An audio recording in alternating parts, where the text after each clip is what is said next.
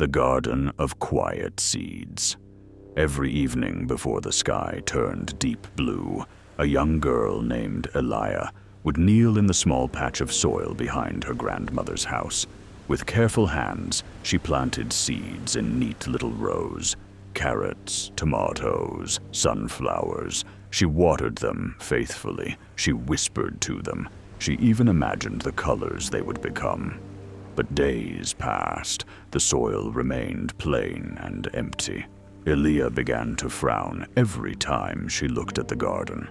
Across the fence, her neighbor's plants were already sprouting bright green leaves. Tiny stems reached toward the sun, as if they had somewhere important to be. "Why aren't mine growing?" she asked one evening, her voice tight with frustration. Her grandmother, who had been watching quietly from the porch, walked over and sat beside her. "Are you sure they aren't growing?" she asked gently. Elia pointed at the dirt. "Look, nothing." Her grandmother smiled and pressed her palm softly against the soil. "Just because you cannot see it," she said, "does not mean nothing is happening." Elia tilted her head. "But I check every day." "That is good," her grandmother replied, "but seeds do their most important work in silence." That night, Elia lay awake, thinking about what might be happening beneath the ground. She imagined tiny roots stretching downward, searching for water. She pictured delicate threads anchoring themselves quietly into the earth. The next morning, she ran outside again. Still nothing. Her shoulders slumped. Across the fence, the neighbor's garden looked greener than ever. For a moment, Elia considered digging up her seeds just to see if they were doing anything at all. But her grandmother's words returned to her.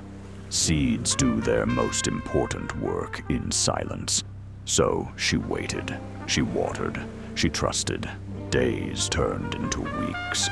One afternoon, after a light rain, Elia stepped outside without much expectation. And there it was, a tiny green curve pushing through the soil. Small, fragile, but undeniably alive. Her breath caught in her throat. "Grandmother!" she shouted. Together they knelt beside the little sprout. "You see," her grandmother said softly, "the seed was never idle. It was building strength where no one could applaud it."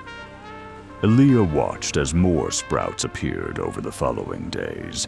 Some grew faster than others, some stood taller. But she no longer compared them. She understood now. Growth was not a performance.